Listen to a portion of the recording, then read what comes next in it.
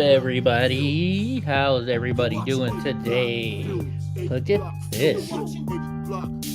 Got my new phone in, but we're still trying to make it all work, right? This one works, but they put it on the wrong phone number, which I'm going to keep anyways. But the other iPhone 15 Pro that's supposed to be working as my main number is not. But it is what it is. And by the way, James Comey got indicted. He got indicted. And yes, I did buy a case for this one. We're going to keep this one nice. I'm not joking. And of course, I can't use 80 block films on this phone. When you look at the Spanish, what's still a differentiation? What the heck is this? It just went and took me into something live. But yeah, I can't use 80 block films still on this, you know. Of course not. Of course not. But it's okay. Oops, go my feed. Oh, I went to the wrong thing. My feed. Oh yeah. And we're live. I might as well give myself a thumbs up. Nobody else does. All right, here we go. No messages yet. How is everybody today? What is today? Today's Thursday, huh? Me and Donnie went to the thrift store or to our doctor. I got some x-rays today. And then then we also went to Vaughn's to pick up my medicines. We got our meds for the month all ready to go. How are you guys doing? I'm happy that James Comer, definitely happy about that. Hopefully there's a lot more coming on soon. But we shall see. We shall see. Okay. So I guess the chat's not working on here. Is that what's going on? There we go. Now it's working. Now it's working. Cool. All right, you guys, let's get going. Might as well just get started right on in, huh? Might as well just get started right on in. How come I'm not low? There we are. There we are. That should have been first. So breaking news. Break the news. State Senate Democrats are right now are drawing up legislation to combat the indictment of James Comey. Well, Congressman, this is just how it's gonna be, guys. Oh, you came after us. Well, we're gonna come after you, right? Yes, President Trump is coming after Comey, but let's be real here. There's probably a little bit about what he did to him, but what he did to President Trump was wrong. And so now, let's listen to what Blumenthal's saying right here. California in the House Judiciary Committee, and he was saying, that Congress needs to stand up. And of course, I want it's to on ask CNN. you in this context, what can you do right now as a Democratic senator about this? He's not a Democratic senator. I can ask questions. Oh my God! Of the Department of Justice, which we will do. Voice, we can support audio. Colleagues and others on the Republican side who may be inclined, I hope they will be, to draw a line here and protest. Obviously, I have no role in court. I was a prosecutor for 4.5 years as U.S. Attorney in Connecticut. I also was Attorney General for 20 years. The most consequential decisions I made were whether to charge someone, because nobody ever fully recovers from those charges. A lot of people believe that an acquittal just means there was some technical issue. So I think it's important to encourage the private bar to step up. Donald Trump made deals with a number of the major law firms in the country. They ought to rip them apart and say enough is enough. I would encourage attorneys in the Department of Justice to stand up for their conviction and conscience, as Eric Siebert did. He's the U.S. attorney who resigned rather than bring those charges. You want somebody to stand up for something that they did was wrong, giving them, the fact that they did it the first time is bad enough. Now you want them to do it a second time and really get themselves in trouble? Yeah, that's smart. And as a member of the United States Senate, I'm going to go to the floor of the Senate. I'm going to go to committee meetings. I'm going to speak privately. I'm going to protest. Don't you do that every day anyways? Isn't that your job? Or you don't? Actually, they never do their fucking job, do they? Yes. And I am going to seek legislation we're formulating right now that may well prevent some of this perversion of justice. We are writing legislation that will give remedies and rights to people who are victims of malicious prosecution. We have to provide safeguards. What's up, because Gra? we've clearly seen how the Everybody's Rumble icon changed. Just like an American flag now, or I believe. ordinary norms are If defined Gra's here, by that means this Pam is here. autocratic Hi, rhythm. We're on Pam. the way to Hi, tyranny if we permit it to Heidi. go forward. Senator Richard Blumenthal, thank you very much. Fucking threatening the president now. I love it though. I can't wait. James Comey. Oh, this is gonna be a good one. This is gonna be good. So Biden administration repeatedly indicts Trump. You hear crickets. However, Trump administration indicts Comey. He's prosecuting his political enemies. Look at this. Donald Trump indicted on 7 counts for nothing. Former President Donald Trump, 3rd indictment. Donald Trump has been indicted to special counsel. FBI director James Comey, all of a sudden, is Trump's effort to prosecute his political enemies. Pam's in the kitchen barefoot and doing dishes. Oh, I thought you were going to say barefoot and pregnant. I thought you were going to go there. Like, already? Already? Right on. So look at here. I haven't heard about this before. CBS expected to clear New Jersey Democrat gubernatorial candidate Mickey Sherrill of claims she lied about her rank and missed graduations due to her role in the Naval Academy cheating scandal. Instead, because of an administrative error, the network received an almost entirely unredacted copy of her service records. So what's going on here? Stolen valor. While the records were not released publicly, CBS was forced to admit that Sherrill had in fact engaged in stolen valor and was tied to the cheating scandal, both of which she has denied throughout her career. Well, she's a liberal. Of course they do stuff like that. CBS assumed the portions of her service record that proved she lied about her terminal rank of lieutenant, falsely claiming she was a lieutenant commander and that she was involved in a cheating scandal at the Naval Academy, would have been redacted. When the records arrived from NARA, almost entirely unredacted, CBS... Hold on a second, I gotta take this. Let me find a video for you guys. On May 3rd, 2017, in Hello? this committee, Chairman Grassley asked you point blank, quote, have you ever been an anonymous source in news reports about matters relating to the Trump investigation or man. the Clinton investigation? It's my congressman, and they want to put me...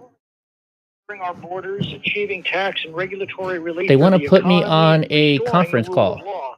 But as recent events have reminded us, the rising tide of political violence does not stop us from talking with each other. Shall we do it I'd together? like to hear your views. Hope you'll be able to join the call. All you have to do is stay on the line, automatically connected. And if I've caught you at a bad time, you can always reach my office at 916-786-5560. Should we listen to the congressman's call? Live conference in progress. Please be aware that your company may leave your for up to 32 seconds after you leave the conference. If you would like to ask the speaker a question, please press 0. Now I think tax relief, the regulatory relief, the spending reductions are doing far more good than the tariffs are doing harm. Settings. Let me see if I can add When this. you're trying to accelerate the economy, why keep tapping the tariff? Okay, I think we're just about done with the dialogue, so let's get started. If you're just joining us, Congressman Tom McClintock, we're on a conference call with folks from We're going to do this. congressional district that runs from I'm trying to add it onto Placerville to here. Fresno.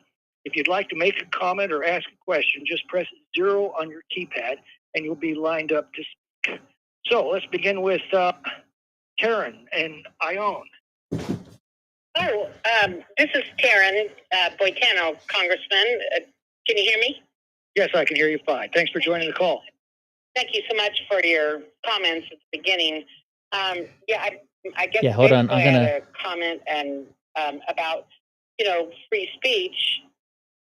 As a Republican, I've had friends and family that have disavowed our friendships and relationships because I voted for Trump. And even more so is that certain persons have said, him dead, which is just blowing my mind. I know we live in a democracy where everyone has a right to their opinion, and we should be able to speak it without those kind of threats. But unfortunately, that's always been the case. But I just wanted you to know that's occurred with me. I've lost a friendship. I'm You gonna have ask been you a placed in question. line to ask the speaker a question. This call may be recorded. 79 because I voted This for is gonna be Trump. fun. It's just crazy, and I don't know how to explain it to people that we really need to be able to speak our opinion because we're in a democracy. That's Well, basically it. You're exactly right, and that's the beating heart of democracy. It's and I've pointed out on the House floor. That's the whole reason we have a Capitol building, is to talk out our differences. Free societies don't fear free speech, and This is without gonna it, be good. we can't be exposed to all sides and talk through our differences and Honey gets 'em. reason together. The American founders gave us a republic based on reason and illuminated by free speech. And that's why everyone should be allowed to say their piece, including the ugly, hateful rhetoric of What's up, people like Get-Some? Ilhan Omar, among other reasons, so that everyone can see what they're saying and make their own judgments. And this nation is filled with good and decent people of all political persuasions. And I've got to believe that when exposed to all sides, they will choose the good over the evil. They will choose wisdom over folly. They'll choose right over wrong. And Let's see if he as I said, chooses me. that's the foundation of our democracy, and it served us pretty well for 2.5 centuries. And I think that we can be confident it will continue to serve us as long as we protect that fundamental I'll be surprised if freedom they of call speech. on So me anyway, thanks for because joining the call. Next is Larry in Sonora. I'll be surprised if he accepts my question. Larry. Yeah, Hi, thanks for joining the call. my pleasure. It's an honor to talk with you. Mr. Congressman Tom, I feel like you're like one of my best friends from way back. Wow. Oh my Well, goodness. That's Shut a up. high honor for me, Larry. Thank you. Ass kisser. I appreciate you. I appreciate everything you do. And I think before I say anything else, I do want to add my deepest condolences to Charlie Kirk and family. Yes. And this type of rhetoric needs to stop. This type of action needs to stop. We all need to be able to speak our piece and do it in a friendly way. Yep. I've always had friends and family that were Democrats and always felt free to speak honestly with them and never have had a problem, but these days are changing. And like the last woman that just spoke, my regrets for that, but my apologies and my best wishes for peace on earth. Well, Now, with that maybe said, I just want to add, maybe this terrible crime is going to wake up a lot of people, and maybe we're going to start moving back towards civility that we were leaving in recent days. But go ahead. I certainly hope so. I'm a degreed businessman, concentration in real estate from Sacramento State, and a degree All right, I'll tell economist. him. I have been in the business 45 years, like the woman said. Her best friend from college in '79, those were part of my years. I've been watching this economy for over 45 years now. And supply chain economics, the cost of delivery, the cost of gas has obviously increased inflation. Inflation has been the reason why the feds have tried to keep rates up. We're gonna have to go through a lot of questions that are not Interest rates need to very come down. good here. And I've been a practicing mortgage Hopefully there's broker, not a as well lot as of real them. estate broker, but a practicing mortgage broker the last 23 years. And I see this day to day in the affordability of everyone who wants to refinance and purchase homes. Yeah. We need to get this cost down. What can we do besides controlling inflation, which I think we have every shot of doing? What can we do to help speed up the process for that? Well, a bunch of things. First, we have to stop spending money we don't have and printing the difference. Inflation is ultimately a monetary phenomenon. Too many dollars chasing too few goods. That's what we had during the Biden administration, and the result is the value of every dollar is Hi, Pam. reduced as more dollars are added to the economy without the value to back them up. That's what causes prices to rise overall. Then you have very specific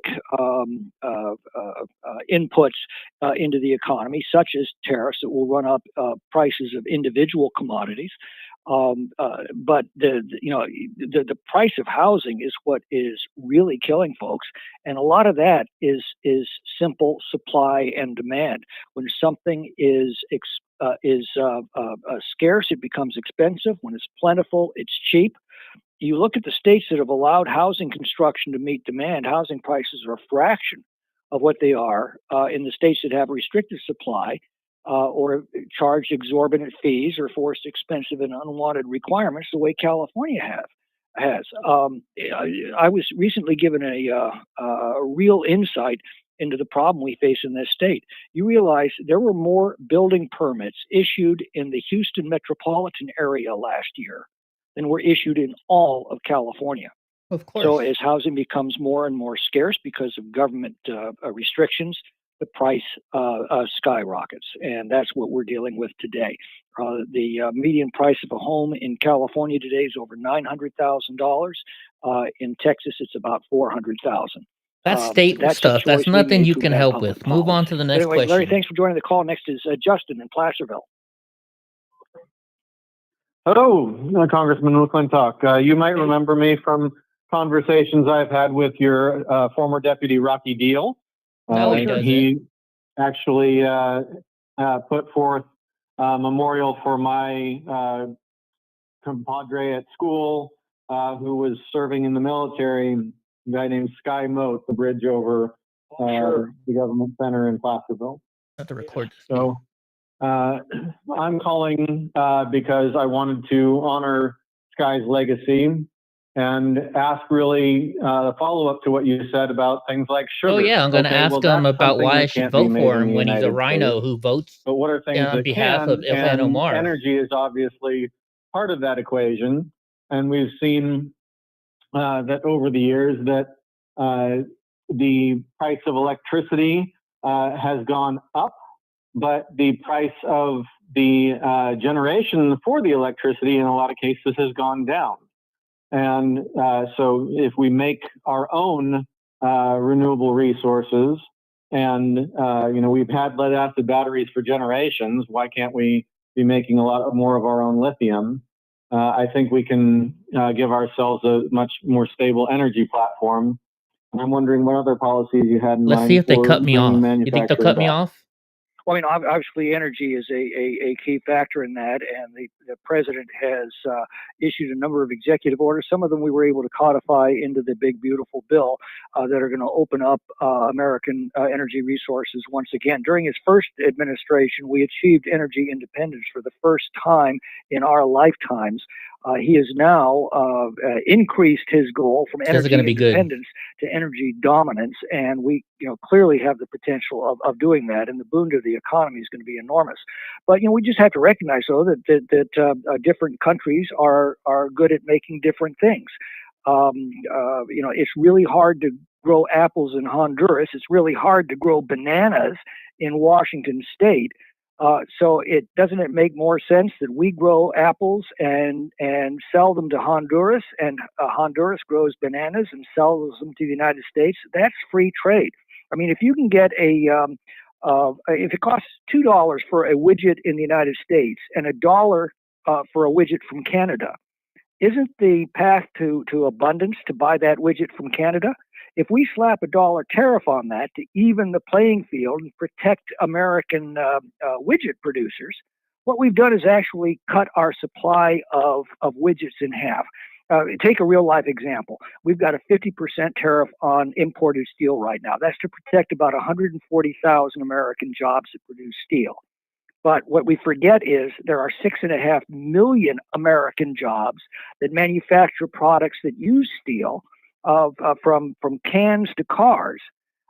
And what we're doing So with is he that saying tariff we is shouldn't making have tariffs? that steel much more expensive, which means the producers are going to be producing less, and jobs, might be preserved at steel mills. But we're not seeing are all the jobs we're losing at every American manufacturer Wow, so who he's is against tariffs. producing products that depend upon steel. And we're doing that with aluminum. It is self-destructive. And if there's one lesson that comes through loud and clear throughout all of history, is that every country that's tried protectionism has done enormous damage to its economy.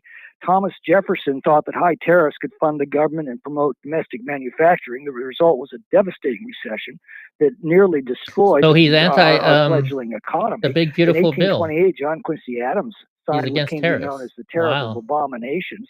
That swept him from power. It destroyed the Federalist Party, and it lit the fuse for the Civil War. And then you had Herbert Hoover. He responded to the recession of '29 with the Smoot-Hawley Tariff Act. That didn't end well either. So we've got plenty of experience with tariffs down through the centuries. They always do the same thing. They harm whatever Craig gets economy them? opposes them. As I said, I was. Hello? Hi, is this Hendrik? This is him. Hi, Hendrik. How are you doing tonight? I'm doing well. How are you? I'm good. Thanks for asking. And what was your question for the congressman? I wanted to ask him a couple things, but mostly I wanted to ask him why I should vote for him in the next election. Okay, well, we appreciate your question, and I will throw you in the queue right now to pass that message along to the congressman. Thank you. Thank you.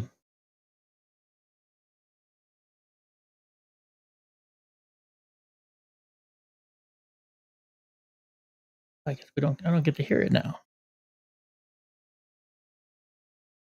Yes. And the question, I'll try to keep it simple.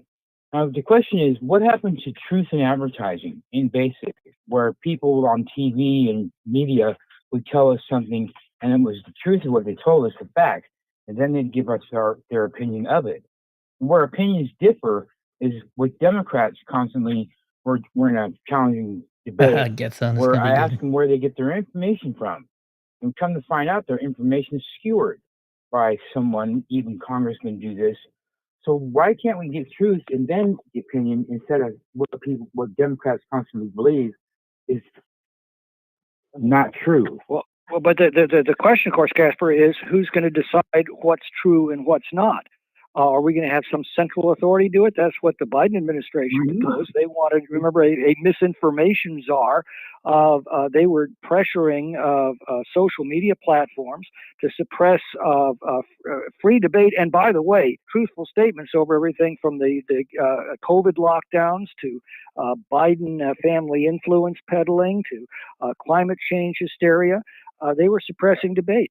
So the question occurs again, who's going to decide? And if Free Society says that's what democracy is, we put truth next to lies, we put facts next to fiction, we put wisdom next to folly and good next to evil, and then we trust the people to know the difference. That is the very foundation of a free society. And that's why it's the first article in our Bill of Rights, because it is the foundational article for everything in a democracy. So anyway, thank you. Thank you, Casper, for joining the call. Next is Mike in Oakhurst. Mike.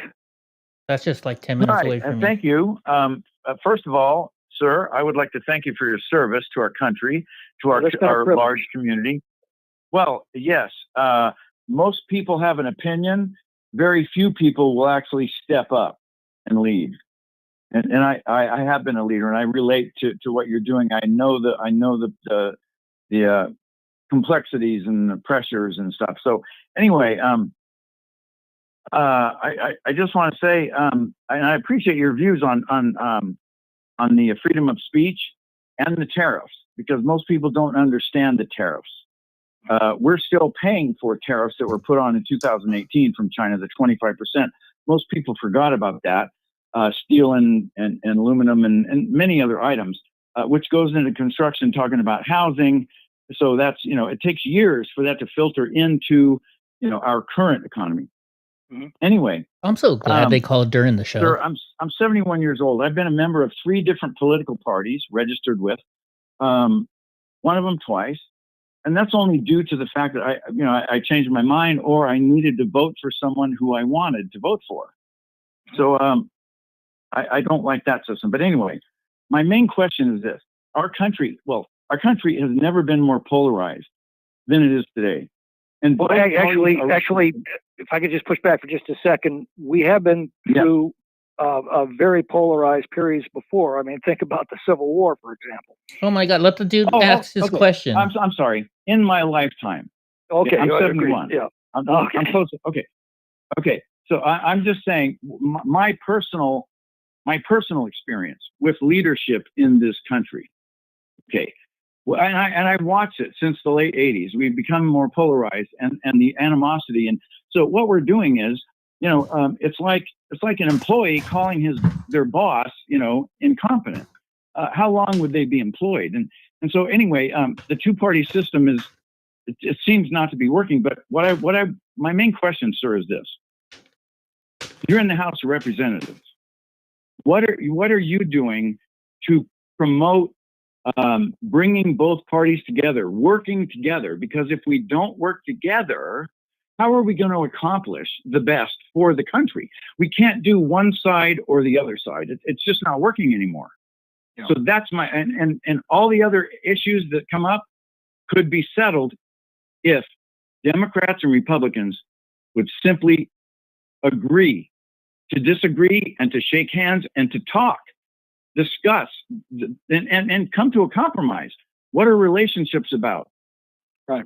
Well, I think your point's very well taken. I've given that a lot of thought over the years. I've spent my life arguing with liberals over the appropriate size and scope of government. All he's doing, kissing ass. We always agreed on the fundamentals. We always agreed, on free speech, for example, that I might disagree with what you say, but I'll defend to the death your right to say it. We always believed that you should be judged on the content of your character and not the color of your skin. We all believed in equal justice under law. We all believed in the Constitution and the freedoms that it guarantees. What I've found recently, though, is that these values are not shared by the modern left. The left rejects all of these things. Oh, so why did you vote to not censure Ilhan Omar? Arguing with, I think, now have more in common with conservatives What's than up, they Aaron? have with the modern left that rejects these fundamental American I principles. started my show, and the congressman the called me with the War. conference call to join so I can ask a Abraham question. Lincoln reminded us. I figured this would be more important than our And he said that the government news. cannot endure permanently, half slave and half free. He went on to say, I do not expect Like the government to Congressman dissolve. I do not Tom expect the McClintock. house to fall. But I do expect it will cease to be divided. It must become all one thing or all the other. He understood that there are moments in a society where there are antithetical principles vying for the future. In his day, it was freedom and slavery. You can try to hold them together for a while, but they are polar opposites. I'm gonna They go are off on matter him. and antimatter. Ultimately, one had to triumph over the other. He understood I'm going to ask him if he's going to And start I'm helping his afraid that constituents will or if come I full need to circle. run And for now county the off two or for antithetical principles competing Congress. for our future are freedom and socialism. If you think about it, socialism and slavery are just two sides of the same coin. They both spring from the rotten principle, as Lincoln said, of you work and toil and make bread, and I will eat it. So I think that's why things have gotten so What's tense, up, Andy? because No, we have reached a somebody else will tipping ask him point, that a got turning raw. point, if you will. That's in a the state future of issue, our not a country, national where we issue. have two very different and incompatible paths: freedom and socialism. And I've often said that if you look at the entire span of recorded human history, you can ultimately sum it up in 4 words: freedom works, socialism sucks. So I think we are coming to that fork in the road, that turning point, where we're going to decide whether to see a rebirth of freedom in this country or simply become another failed socialist state. And that's why things are so tense right now. But we have the institutions, and I think we have the political will as a nation to work through them and to return to those uniquely American principles of individual liberty and constitutionally limited government and personal responsibility that created this as the greatest, the most prosperous, the happiest, the most just, the most envied, and the most powerful civilization in human history. And I'll tell you, through all the gloom, I've never been more optimistic about our future than I am right now. Anyway, thanks for joining the call. Next is Robert in El Dorado Hills. Dang it, I thought it was going to be me next. What's up, Hello, Andy? Congressman. My name's Robert Whitford, El Dorado Hills. How are you? Great, thank you. Thanks for joining the call. And thank you for doing all that you do to represent us. All these ass in kissers calling our in. beautiful state of California against those who want to take it in a different direction. The reason I wanted to call is I'm really interested in this gerrymandering and the Proposition 50, and a point that I don't hear talked about, which is very fundamental to me, and that is this gerrymandering and the competition, this win-lose. They're going to get 5, we have to get 5. It is really not the point of our government. Our government is a representative democracy, and what we haven't really established or haven't really promoted is the fairness that has to be there in order for our government to work. Our founders said that we're going to have states, you're going to have 2 senators, and they're going to have represented by population. We know all that. My vote, and as a citizen, is not being represented when they gerrymander the fact out of our state that we should, as a state, be represented in Congress. These people by calling our in just want to hear their population and voice how our heard. population fundamental beliefs. And if we're a 60-40 Republican, Democratic, 70-30, whatever, we should have that type of representation in our House. And this gerrymandering going back down to 90%. I know, right, 10% Andy? is really taking us back to like what a state would have with 3/5 of a vote. I, as a Republican in the state of California, do not feel represented in the state or in the federal government when they take away my voting right. What do you say? Well, first of all, Robert, that's a matter that's going to the ballot, so I'm not going to address it directly on this call. But I will say that I believe that an independent citizens commission Probably is far most of them, superior Aaron. to partisan gerrymandering. I'm a For boomer. example, the California Commission I was born in held 76. Does that mean I'm a 196 boomer? public meetings to develop the current lines. They received more than 33,000 written communications over 9 months. They listened to every constituency, every community in the state. They drafted a consensus plan in public. I think that is far superior to Oh, I'm any Gen X? redistricting Oh. done behind closed doors Whatever. by Same thing. self-interested politicians. And I think we probably need to leave it at that and leave it to the voters. So thanks for joining the call. Next is Curtis in Rescue. Curtis, you there? Hi, Congressman. Yes. Hi, Congressman. Thanks for taking my call. So I think I'm more of a dick than Gen Trump- X. Yeah, I'm here. Can you hear me? Yes, go ahead.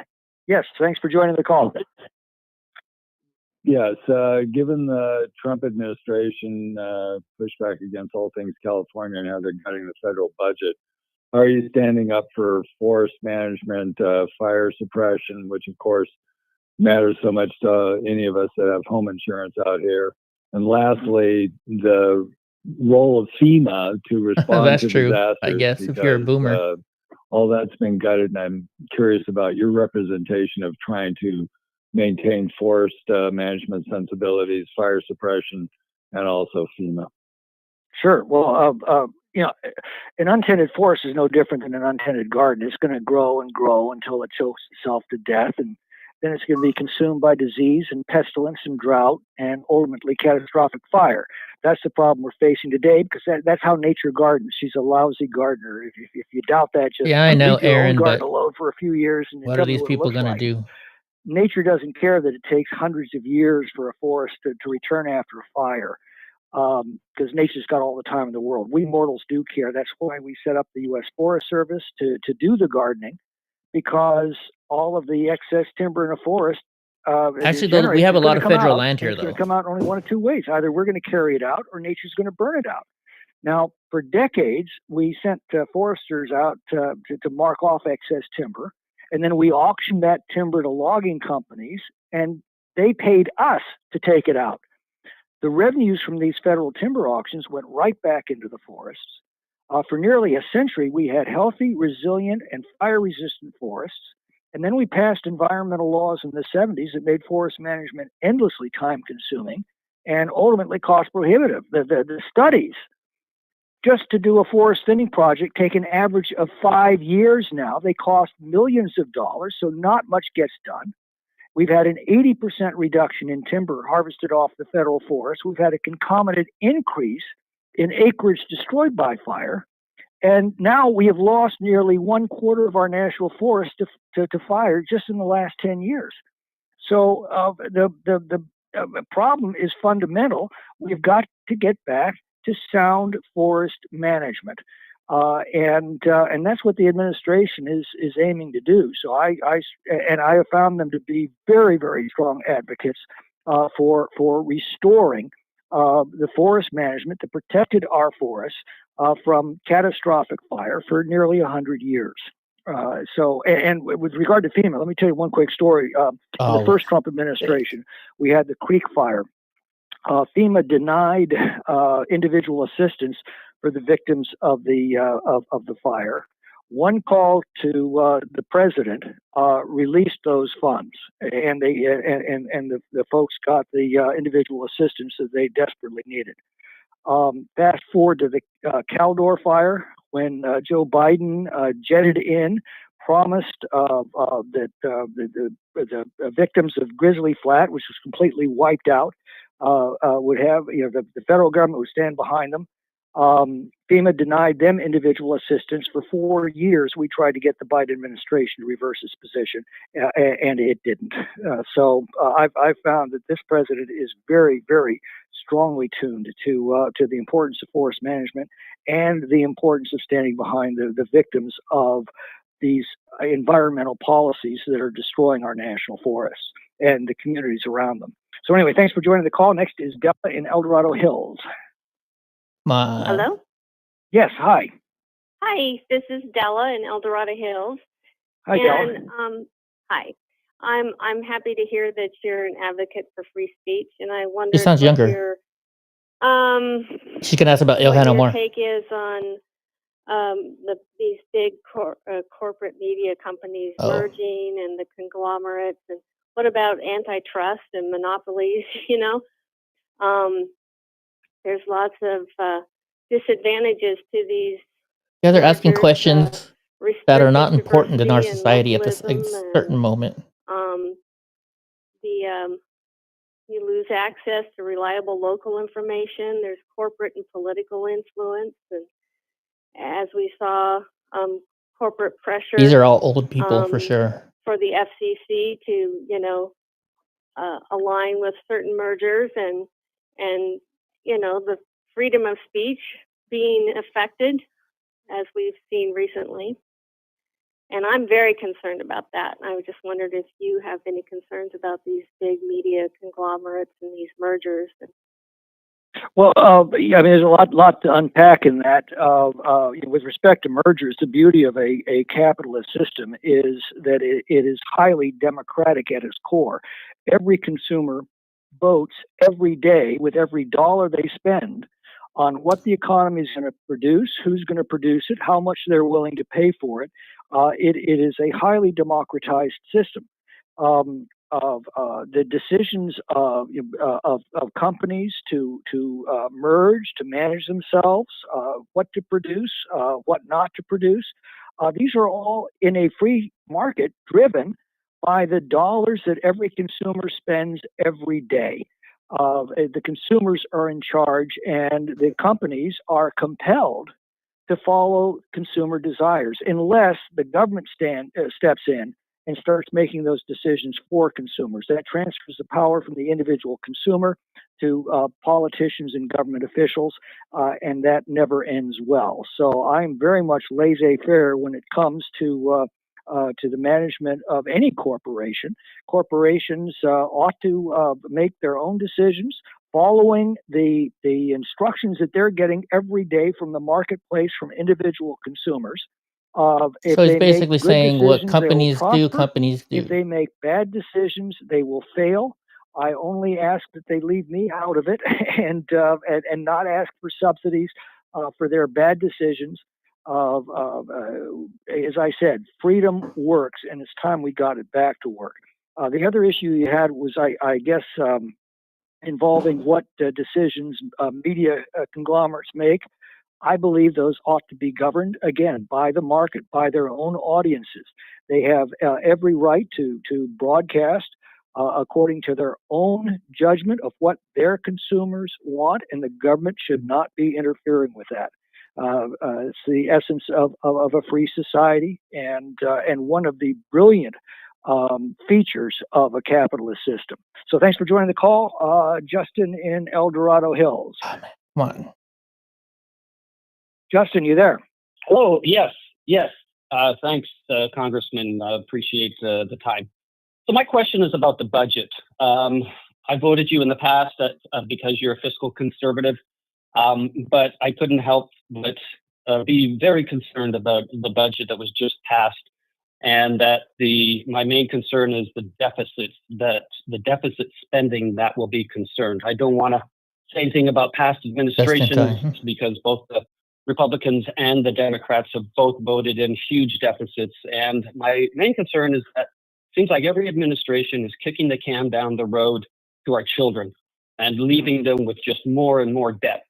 And the estimates from most think tanks and economic analysis says, yes, the current budget will increase, revenues, but not nearly enough to offset the amount of increased debt that we will incur in the neighborhood of $3 to $4 trillion over the next 10 years.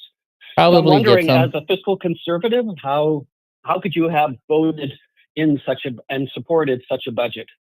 Well, it's true. The CBO projects that the big, beautiful bill will increase the deficit, but that's based on a prediction of 1.8% annual GDP You hear growth. he's going back and forth? Now, bear in mind, he was talking bad about tariffs, but he's now saying the big, beautiful bill is good. Through the Great Depression. In the second quarter of this year, we didn't have 1.8% GDP growth. We had 3.8% GDP growth. We're about to close the third quarter. The Federal Reserve Bank of Atlanta is projecting 3.3% growth for this quarter. So if we're able to sustain 3% growth over the next 10 years, the deficit doesn't increase. The deficit is reduced by about $4 trillion. And we need to remember that there was one other time in this nation's history when we had a deficit as large as this one relative to GDP. That was the end of World War II. How they asked me what question I was going to ask? I bet you they have his answers written down already. The most terrible war in human history.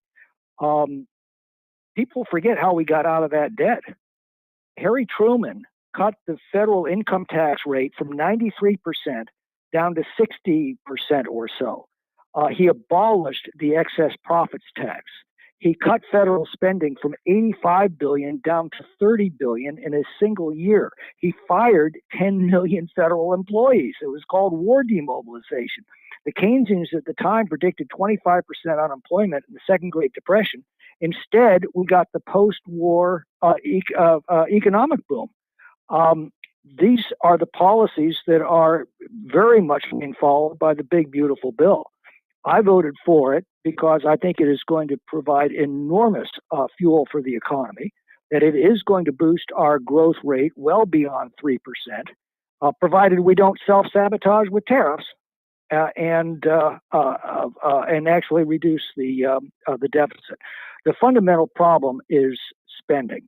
I mean, if you want to know everything there is to know about the budget, you just need to know three numbers. 46, 64, and 94. 46% is the increase of inflation and population over the last 10 years. So 10 years' time, we've had 46% growth of inflation and population. Never mind. We've had 64% growth in revenues. That's after the Trump tax cuts. Our revenues are growing much faster than inflation and population combined. This is not a revenue problem. The problem is that third number, 94. That is the increase in spending in the same period. It is the spending stupid, to paraphrase James Carville.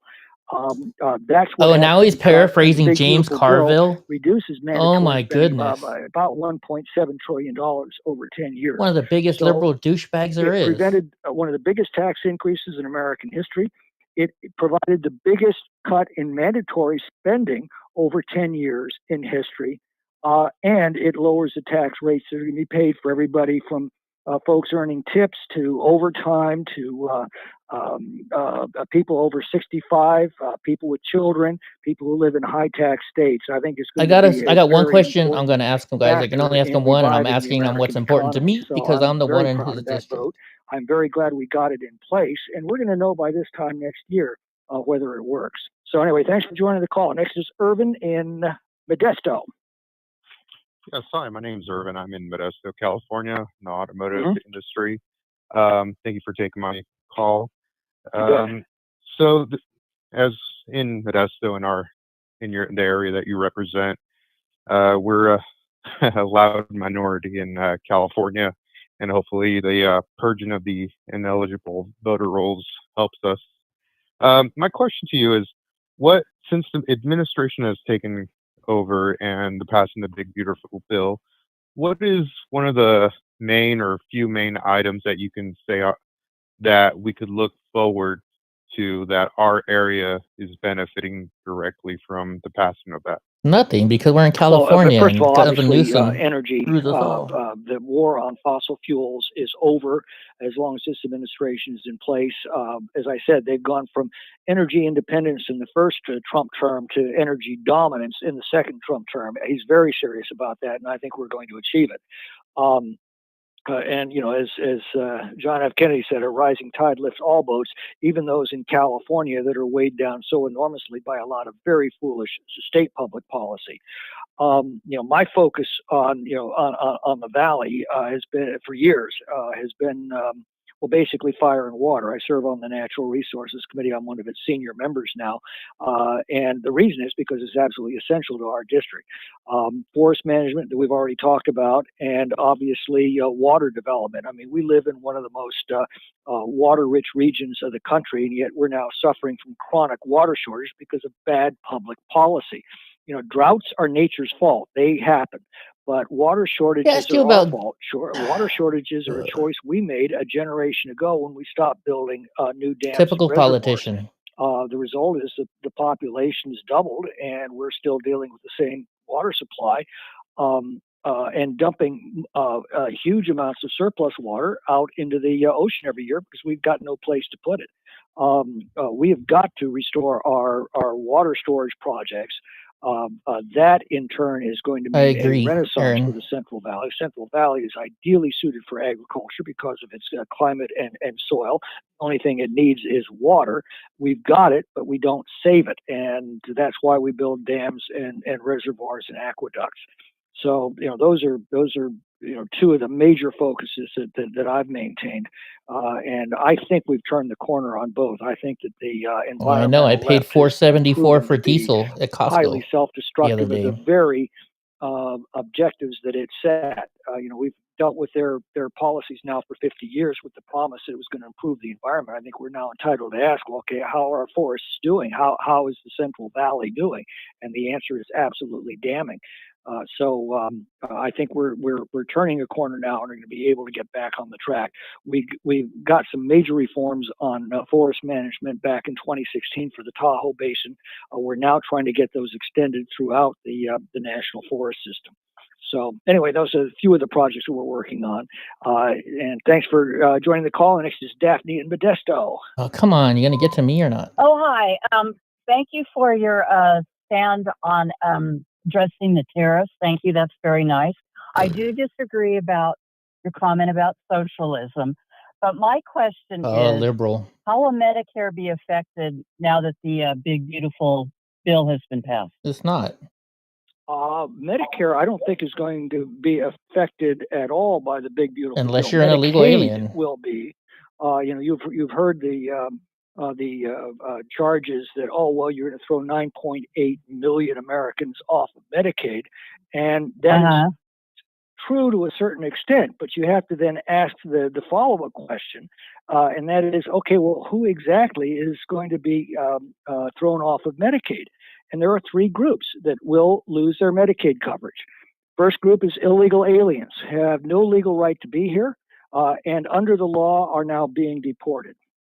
Fraudsters.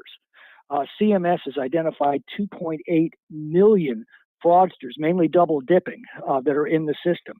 They're gone. And then the largest group are Right. able-bodied adults who refuse to work part-time, or at least look for part-time work, or at least train to look for part-time work. And only those who are able-bodied, who have no dependents under the age of 14, and who simply won't get a part-time job. I don't think it's too much to ask for those who are benefiting from these programs, if they're able to work, to at least make half the effort that other families are making every day to pay the taxes to support these programs. So that's the knock on the big beautiful bill that is going to deny Medicaid to these groups. Well, I think that most people, once they look at the groups that are actually losing their access, illegal aliens, fraudsters, and able-bodied adults who refuse to work part-time, I think that is perfectly reasonable. And it's going to save the program for those that Medicaid was designed for, the needy, the blind, the aged, and the disabled. So thanks for joining the call. Next is Angela in Angels Camp. Hi. My question is, what is your position as far as genocide in Gaza, ceasefire, and what are you doing, if anything, to help make it happen? Well, I believe that Israel has the right to determine Donnie. the post-war disposition of Gaza. It is a matter of its own national security. Hey, Bubba's. The war in Gaza can end the moment that Hamas unconditionally surrenders to Israel. It was the attack of October 7th, a brutal, barbaric attack by Hamas against Israeli civilians, innocent women and children, and civilians, that started all of this.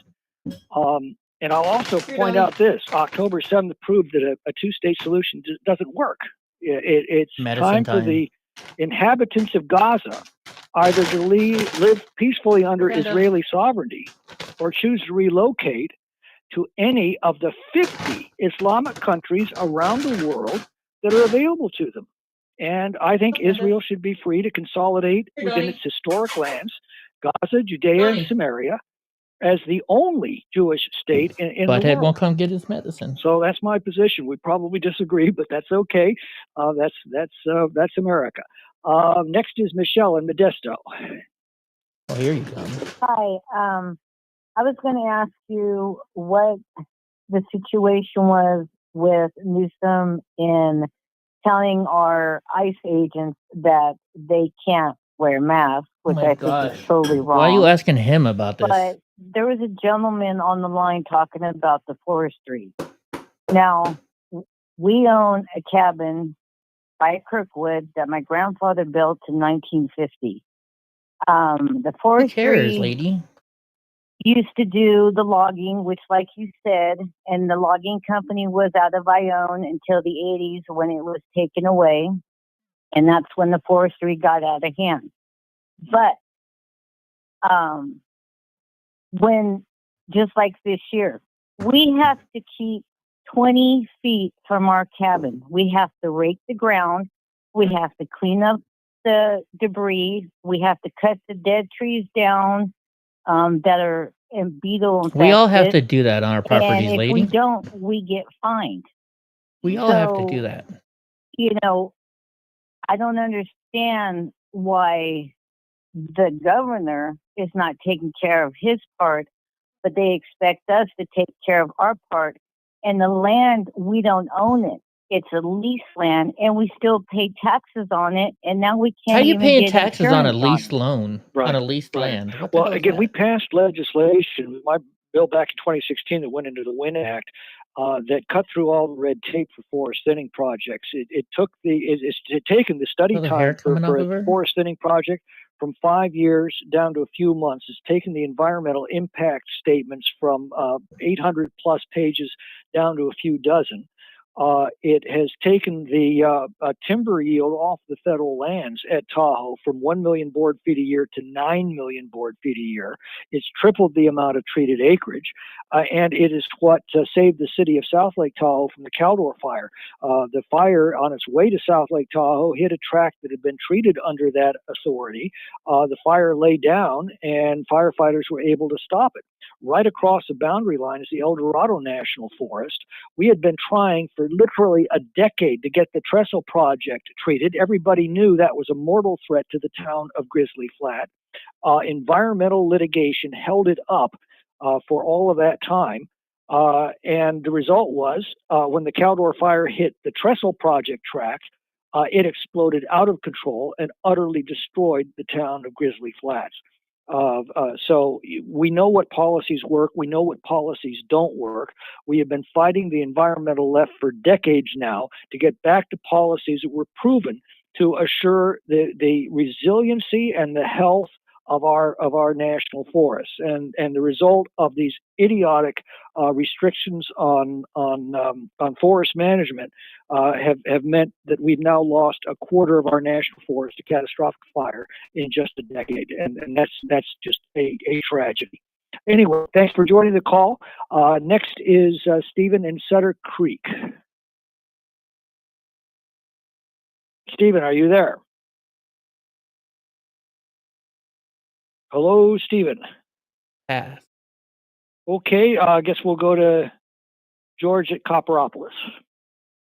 Yeah. George, are you there? I am. Yeah, this is George in Copperopolis. He just said your name in Copperopolis. Come on, dude. And a compliment, but I want to put it in context. Okay.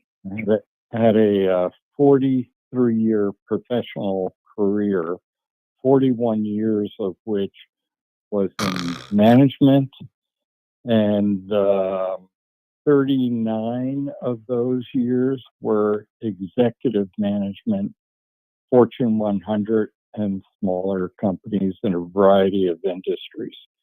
Blah, Very blah, successful because of two things. One, I was always based on facts and objective, and that Probably and he's being probably objective, retired, and that Aronson served or Aaron. me very well in the company. George, we're almost out of time. Can I get you to cut to the chase? Yes. All right. Thank you. So recently, Ilhan Omar, made comments. I was disgusted. Then I was Almost out of shocked time. when I saw you voted against censoring her. Yes. And then I realized 10 plus years of retirement, I had drifted from those good objectives, and I read your explanation of why you voted against it. You're a strict constitutionalist, you believe in facts, and you're objective, and you took a huge risk in doing that, and I applaud you. You absolutely did the right thing. George, that is very, very kind of you, and believe me, I hate to cut you off in the middle of a great compliment like that. Thank you, but we're out of time, and so I want to everybody who's joined the call tonight, and you motherfucker, apologize if I didn't get to you. You can stay on the line, and you'll get switched over to voicemail, and you motherfucker. There, and if it's an issue you need us to look at, just let us know, and we'll get right back. You to motherfucker. You. Our office is here to help you in any of your encounters. Your office never answers our fucking phone, you piece of you shit. Just want to express yourself. The El Dorado Hills number is 916-786-5560. You never answer the fucking phone. Our office is 209-550-6910. If you get a message or recordings because our lines are full, we'll get back to you. No, you don't ever get back, you dumb motherfucker. That's my whole problem. That's why I'm trying to ask you a question right now. And all that information is there. And our chefs there not only to convey your opinions and concerns and criticisms to me, but they're also there to help you You run know you know interference with any why? federal 'Cause agencies see, you're having trouble with, whether it's I've trouble sent getting a them a lot of passport, issues with the complaints VA, under hassles my with real land name, agencies. Hendrick, and If that's it's a probably federal why that they're agency, it's cutting it our off job so to they go don't to have to bat let me for you. fucking So talk. if you're having a 'Cause they close know what I'm gonna encounter, say. you don't need to face the bureaucracy alone. We can't offer legal advice, but we can't order the bureaucracy to act, but we can be sure that you're getting a fair and timely hearing and being treated fairly. You don't So answer I your want to thank fucking all of you phones. again How for can we joining the fucking call get help from tonight. you, It's asshole? a pleasure to serve you in Congress and a privilege over the years, and I can't thank you enough for joining us tonight and for being a part of this discussion. So I'll bid you a good evening. Please press 1 to leave voicemail. Please leave your message after the tone. When done, hang up or press the pound key. Congressman, I was wondering, did you cut it off because you saw my name and you didn't wanna have me speak on your little conference call? So my question to you is this: when I have an issue in my city, I get to go and speak to, in front of the public forum at the city council meeting. In county supervisor, I want to talk to them. I can go in front of the public and speak to the public comment area. Now, when I want to speak to somebody in Congress or the Senate or the president, I can't do that because you guys don't have that. So I got to call my congressman. And every time I call my congressman's office, whether it be El Dorado or Modesto, you never answer the phone. And so then I'll call 20, 30 times that day because I'm a persistent person like that. Because you work for us. You're supposed to help us. And I leave a message every single time, and we never get a call back. And when we email you, we get it like I just now got an email from you today, probably because of this call that we're doing right now. And it took you 5 months to email me back. And it's not even you, it's just somebody in your office. A month ago, I met with you at the Lincoln Reagan dinner for the Madera GOP, and you gave me Mr. Tudor's number, and you promised me. You said, "Eddie, he's going to be expecting your phone call tomorrow." And I called, and he's on vacation and not even in the office. And you know what? I left a message for him. I never got a call back. Funny how that works. And so if you call your DC office, they're like, "Well, we can't help you here. You got to call Modesto." And I tell them that Modesto doesn't answer the phone call. And I'm not the only one. If you look at Facebook and any social media right now, you have it turned off that we can't even tag you in a post because so many people are complaining that you never answer your phone. And then now the other day, you went and I just heard you answer, "Oh, I did the right thing by voting not to censure Ilhan Omar." Now, I'm a person that I love the free speech. I have a podcast, and I also work for the local radio station for Guillermo Moreno, and I know you know who I'm talking about. So I totally believe in the free speech here. But free speech protects you from getting arrested. It doesn't protect you from losing your job or being censored in Congress. So don't tell me you voted to save Ilhan Omar from being censured because it's the Constitution that says you should. That's baloney. You know it, and I know it. So my question to you is this: the other day when I heard that, I got really mad, and so I'm holding paperwork in front of me right now because I'll vote for a Democrat if we're on the same page and they're going to vote for what I want. But there's no Democrat in the last 20, 30 years that I would ever vote for. So I can't vote Democrat, and I obviously don't wanna vote for you because you don't even stand up for us and you don't help your constituents. So my question is why should I vote for you instead of me actually running for Congress and taking over your seat? But I'm guessing you're never gonna respond to me to that because you never answer your phone calls, and I'm probably wasting my time here. But I gotta tell you this, I am live on my show because you guys called me during my show. And when I saw Congressman McClintock on the caller ID, I was like, I better take this. So I've been live streaming this whole entire call. And every one of my followers that have been watching you have just been laughing at the lies that you're making. Or you're just asking, that's just a politician's answer. Because you're not answering any of our questions. All the questions you took were on state policy, which you have nothing to deal with. So why don't you prove me wrong and stop me from having to run against you? Because I got to tell you what, I've been on HBO. I've been all over the place. I am more famous than you can probably imagine or think. You think I'm just some dumb hick from North Fork. I'm not. Even President Trump knows who I am. So I would appreciate it if you call me back. You have my number because you called me on this, and I'm live on the air, so I can't give out my number. But you know my number. Look up Hendrik Edward Block, or you can email me at eddieblockfilms@gmail.com. But I know you won't do that either because you don't care about us, your constituents. But if you prove me wrong, or maybe want to come on my show and personally talk to me about it, maybe we can do that. Eddie Block Films. And if you can't figure out my phone number, is just call up Guillermo Moreno from from down here in Fresno, AM 1550 AM radio.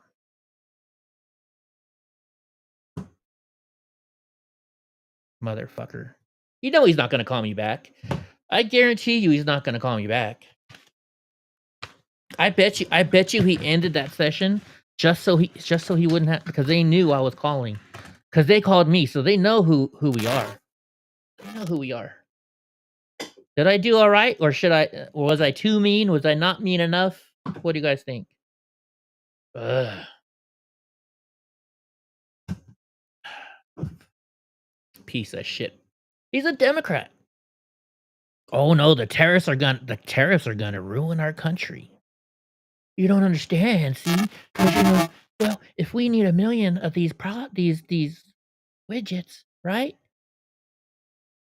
If we need 1 million of these widgets, and we only produce 500,000 here in the United States, but we get more from Canada, and they buy them there because they're $1 less. If we add that $1 in tariff, well, then guess what? We're still only making 500,000 of those widgets. No, motherfucker. If they're gonna buy more from the United States now, then guess what? You're gonna provide more jobs, and we're gonna sell more. Jeez Louise, these fucking politicians. I should ask them how much money the Democrats are paying for them to fucking vote for them. What's a widget?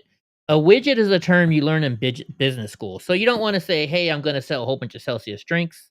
You say, hey, I'm going to sell a widget. A widget is just some made-up name that you can replace instead of saying, oh, I'm going to sell these dog treat, the dog pill medicine, or Celsius drink, or a zero tolerance knife, right?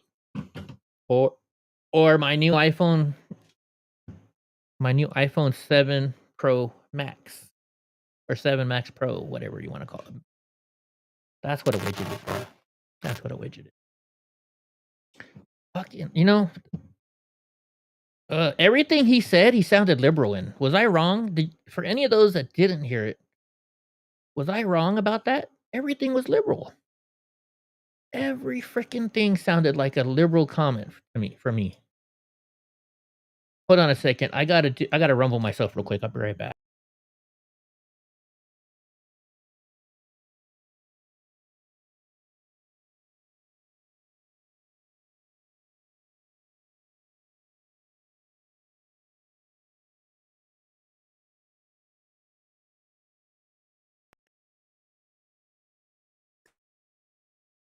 It signs me out in the middle of the show. I don't know why it'll sign me out in the middle of the show. It's weird.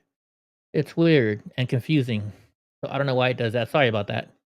Hold on. I got to do something real quick.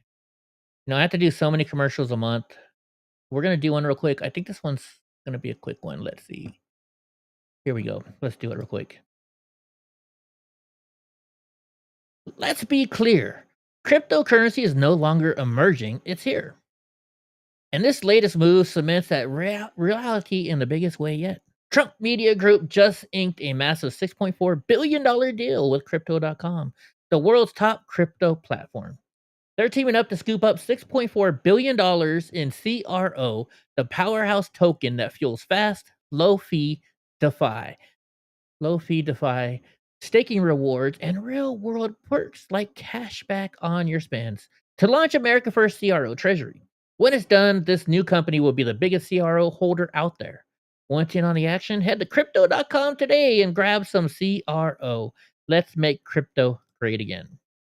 All right, we got that out of the way. I don't know about crypto. I don't trust crypto, so you had to you rumbled yourself earlier.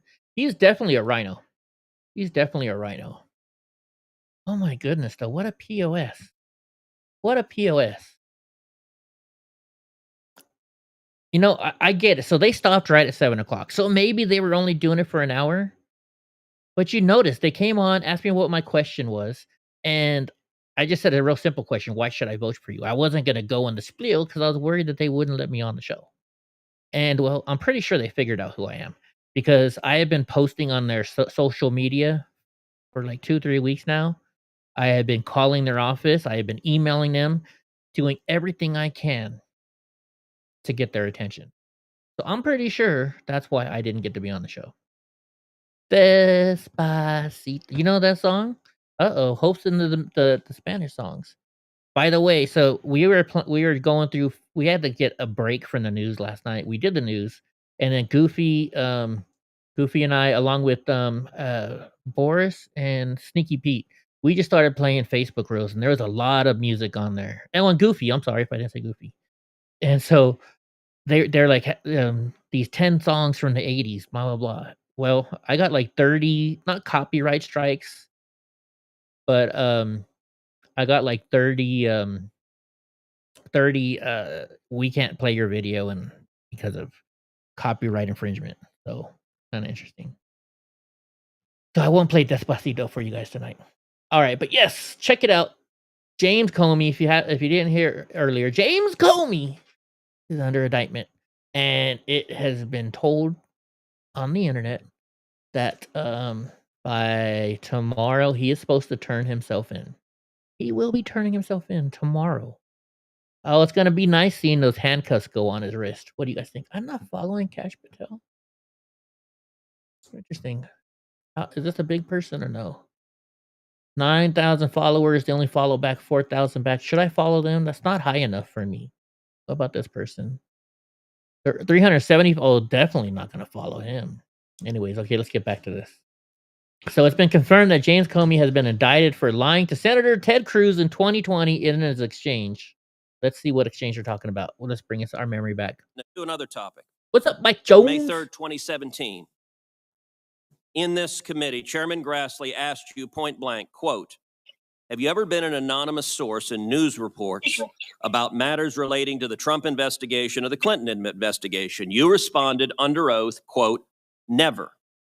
He then asked you, quote, "Have you ever authorized someone else at the FBI to be an anonymous source in news reports about the Trump investigation or the Clinton administration?" You responded again under oath, "No." Now, as you know, Mr. McCabe, who works for you, has publicly and repeatedly stated My phone's still not working. that he I don't know how I leaked got the phone call information then. to the Wall Street Journal and that you were weird. directly aware of it and that you directly authorized it. I guess I can stop recording now. What Mr. McCabe is saying, I'm gonna cut what that you up and turn testified it to in this to committee a video. cannot both be true. One or the other is false. Who's telling the truth? Hideous. I can only speak to my testimony. I stand by what the testimony you summarized that I gave in I May of follow you, Hope. 2017. So Going your on? testimony is you've never authorized anyone to leak. And Mr. McCabe, if he says contrary, is not telling the truth. Is that correct? Again, I'm not going to characterize Andy's testimony, but mine is the same today. All right, I'm going to make a final point because my time has expired. This investigation of the president was corrupt. The FBI and the Department of Justice were politicized and weaponized. And in my opinion, there are only two possibilities. That you were deliberately corrupt or woefully incompetent. And I don't believe you were incompetent. This has done severe damage to the professionals and the honorable men and women at the FBI because law enforcement should not be used as a political weapon. And that is... Heck. Anyways. So yeah, he's gonna be indicted. Oh, so this Department of Justice released a full indictment against him. Let's read it. Count 1, false statements within jurisdiction of the legislative branch of the United States government. Count 2, obstruction of a congressional proceeding. False statements within the jurisdiction of the legislative branch. So on or about September 30th, 2020, in the Free Eastern District of Virginia, the defendant James B. Comey Jr. did willfully and knowingly make a materially false, fictitious, and fraudulent statement in a matter within the jurisdiction of the legislative branch of the government of the United States by falsely stating to a U.S. senator during a state judiciary committee hearing that he, James B. Comey Jr., had not authorized someone else at the FBI to be an anonymous source in the news reports. Regarding and this is all regarding an FBI investigation concerning person 1.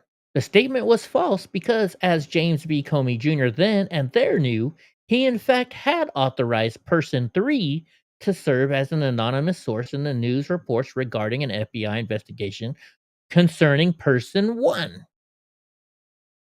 All in violation of 18 U.S. Supreme Court Code subsection 1001 A2.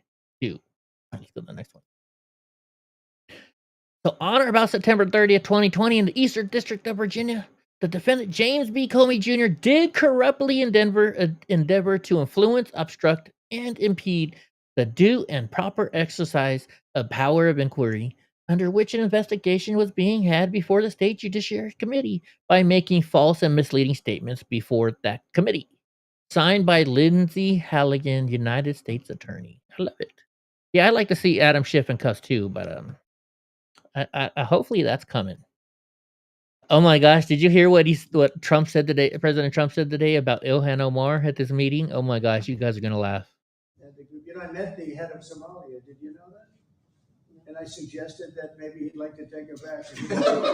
He said, "I don't want her." Okay. What else? Okay, I know it's hard to hear. So he said, whoops, because that's what I turned up my mic and not his mic. Anyways, so what he said was, I met the head of Somalia today. And I was like, hey, maybe you want to take her back. And she said, and he said, nope, we don't want her. You can keep her. Look, there's my new phone. Look, I got my new phone. And case. It's in a case. Elizabeth Warren is just talking smack again today. And like, if I had a penny for every time Elizabeth Warren said President Trump, well, actually just Trump, because she didn't even say President Trump, I'd be a millionaire by now. You know that? They'll probably just file that on top of the shelf, Mike. So here it is. So I asked her, because she's like, it's sick. The only thing a Trump administration is doing is raising costs and putting Americans' health at risk. What's up, Gavin? So I wrote, do you ever help your constituents, or do you spend your entire day blaming President Trump for everything? If I just had a penny every time you said his name, I'd be a millionaire. Can't find a stool, but here's a ladder. The left will eat their own. Let's see. Let's watch this. I think this is pretty good. All right, so we are trying to be reasonable. We are trying to be reasonable. We are trying to be reasonable. We are trying. We're going to let you on the mic. We are going to give you the mic. We will, after Senator Sanders. Oh, we can't say that, Boris. After Senator Sanders. After Senator Sanders. After Senator Sanders. Do not tell me what After to do. Senator Sanders. Shut it down. After Senator Sanders. Okay. All right. Let her speak. All right. Let her speak. All right. She seems very nice, doesn't she? We're shutting it down. You are shutting it down. You are disrupting this event. You are disrupting this event. We will. That's on his campaign. Let her No, speak. you are shutting it down. We are shutting. Let her speak or we shut it down. Hey, what's up, we will Paul? shut it down. Polly Wally? You are shutting it down. You are. No. How long are you going to go? How long are you going to go? Hold it. Excuse me. No. That's your attitude that I have nothing to say. Wasn't this a couple months ago when it was was this in Phoenix or Las Vegas, I think, and it was Bernie Sanders and AOC. Wasn't that what this was from? I got 30 Y lashings. What's up? Goofy was here last night. Goofy hug. Hey, Goofy, we got 30. I got an email from YouTube, and I got 30 violations last night because we played some songs. So look at this. The indoctrination on our youth has been insane. Queer resistance. Agitate, educate, and organize. Why is agitate first? Shouldn't it be educate, organize? And that word probably shouldn't even be there at all. But this is September 27th at Salt Lake City, Utah, at the Central Campus. Interesting. Too bad that's too far away. I used to have a friend whose house I could stay at if I wanted to go there, but yeah, no, I can't now. All right. Mushy. So Amused, and actually everybody say a prayer for this guy Amused. He's been in the hospital the last couple of days, right? So it says the Democrats and their willing accomplices in the drive-by media have given permission to the most unhinged constituents to kill ICE agents. The far-left Dallas ICE shooter's notes explained he was attempting to convince ICE agents to quit, with his act explaining. So this is some of the messages that we have from FBI Dallas and FBI Catch Patel. Let's see. So I had an idea. Why don't we make lie detector with tasers built in? Because that would be illegal. But I like the idea. I definitely like the idea. Man, I'd love to, never mind. I'd say I'd love to do it with my wife, but I better not. My ex-wife, but I better not. FBI Dallas and FBI headquarters have been working 24/7 to seize devices, exploit data, and process writings obtained on location and in the subject's person, residence, and bedroom. This FBI is committed to providing timely updates as promised. The perp downloaded a document titled Dallas County Office of Homeland Security and Emergency Management, containing a list of DHS facilities. He conducted multiple searches of ballistics and the Charlie Kirk shot video between 9/23 and 9/24. Between August 19th, my birthday, and August 24th, he searched apps that track the presence of ICE agents. You know that app that the Democrats were telling people to download so they could go harass ICE? Yeah, that one. One of his handwritten notes recovered read, "Hopefully this will give ICE agents real terror. To think, is there a sniper with AP rounds on that roof?" That's what he wanted to do. He wanted every ICE agent to be scared so they'll quit. So the dude killed the people he was trying to help. Yeah, girl, that, and I'm not gonna say it's hilarious. It's still wrong, but yeah, it's ironic. That's the word. We're gonna call it ironic. The statute of limitations was about to run out on Comey. Is that why they did it right now, Mike Jones? It's a possibility. There's further accumulated evidence to this point indicates a high degree of pre-attack planning. The FBI will provide more information when they know more. Matt Gates. So apparently we're gonna borrow money from China to give it to Israel, and that doesn't make us stronger. It makes us fools. I was like, yeah, we need Dave Ramsey. Do you guys know who Dave Ramsey? I thought I was following David Ramsey. Do you guys know Dave Ramsey? I probably was on my other account. Let's go open a link, a new tab. If you guys have never heard Dave Ramsey, I'm gonna play one of his short videos here for y'all. He's got videos on here. Here's a short one right here. Most basic principle of building wealth is you have to get control and possession of your largest wealth building tool, which is your income. When you give all of your income away in the form of debt payments, you have no ability to be generous. You have no ability to save and invest. Most basic principle. Eddie, did California pass a Senate bill allowing the government to search for thought? So are you talking about the one where they're going to charge $1 million for the first offense, and more? That is so. If that's the one you're talking about, I don't know if it's gone through or not yet. I know they passed it, and he has to sign it. But here's the thing: that is only so if, like, when I told this to Boris like, "Oh, I got to move to California." What it is if you live in California and you go on social media and you spout hate speech, they're not going to come arrest you or fine you. They're going to find whatever social media platform you did it. So if you did it on X, they're going to find Elon Musk. If you did it on, well, X, I guess. If you do it on Facebook, they're going to find Facebook. So if they're going to do it $1 million a pop, I say everybody here in California say something hateful on social media, especially, I'm going to say Facebook because Facebook's the worst, and let them find Facebook for billions and billions of dollars. Get Mark Zuckerberg out of there. Tuesday was a deadline. Interesting. Let's see. So the biggest thing, Dave Ramsey says, he tells, I used to listen to him show all the time, but before he would even answer, I already knew what he was going to say because I just listened to the show for such a long period of time. And like people will call in and say, I've done what you told me to do. I've got everything paid off. I have a 6 months. I only have 6 months, cash on hand.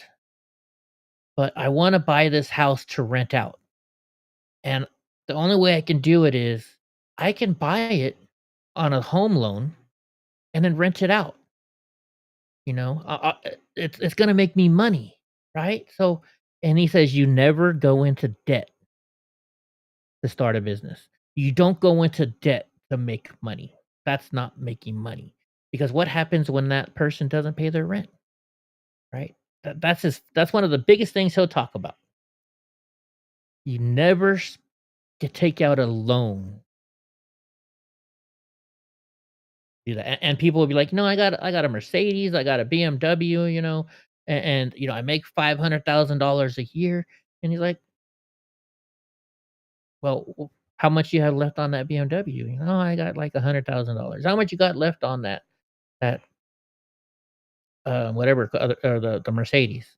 And we're like, "All right, here's what you do. You go sell the Mercedes, you go sell the BMW, and you go down and you spend $1,000 on a car that's used that'll get by, and then you save that money, and then you can go buy that business you want." That's the kind of that's just what Dave Ramsey does. That's why I said this. Anyways, people were like, "Eddie, shut the F up." JD Vance says Democrats are about to shut down the government because they demand we fund healthcare for illegal aliens. And that's true. But if you watch all the Democrats all day long, the Republicans are shutting down. This has been going on for a couple of days. That's why last night I was like, F it. We're going to watch non-political stuff. Gavin was here. And it's because of stuff like this. Every single Democrat. So 2 days ago, they were, every single Democrat said, well, he's got the House, he's got the Senate, and the presidency. That was that day. Then the next day, they were all, well, he's going to shut down there because he won't come and make a deal with us. Right? And it's the Democrats that are shutting down the government. There's a bill out there that all they have to do is vote yes for, and the government can continue. But the Democrats are saying no. Here's what we'll do. You want to make a deal? Okay. You give us $1 billion or $1 trillion, I forget which one it was. And then you fund healthcare for illegal aliens.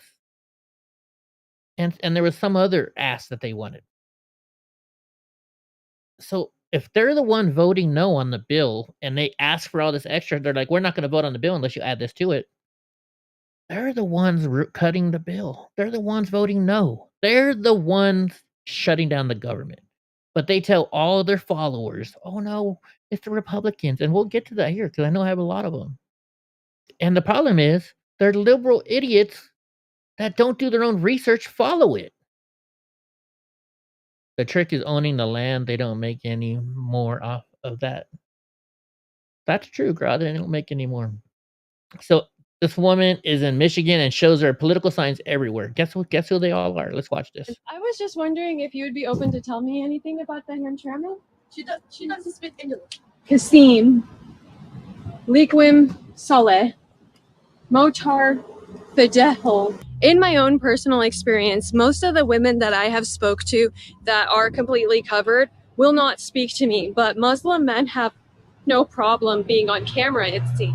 Do you guys see what I'm saying? There's so much political publicity. Oh my, there's a whole building here. What is this? Is it just empty inside? There's just a empty table with more posters of that guy. Who are you? A new vision for Hamtramck. Now behind me is the second largest Catholic church in Detroit. One thing about Catholic churches is really anybody can enter. I don't know if I could say the same thing. As I dance to this ice cream truck music, I want to invite you guys to the live Q&As that we do every single Friday on the Patreon. Okay, anyways. That's a lot of people out there that are of Middle Eastern people running. And that's in Detroit. I thought she was going to say she was in Dearborn, Michigan, but she was in Detroit, Michigan. Anyways, Carolyn Levitt. What the heck was that? Beep, beep, beep, beep. 3 months ago, CNN irresponsibly gave free publicity to an app that recklessly shares the location of ICE agents. It has now been revealed that the leftist lunatic shooter who opened fire on the Dallas ICE facility was using one of these apps. The liberal media is complicit in increased threat and violence against ICE. We see them.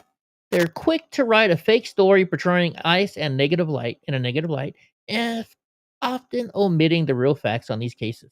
And they hardly ever write about the vicious criminals that ICE is arresting every day to make our country safe.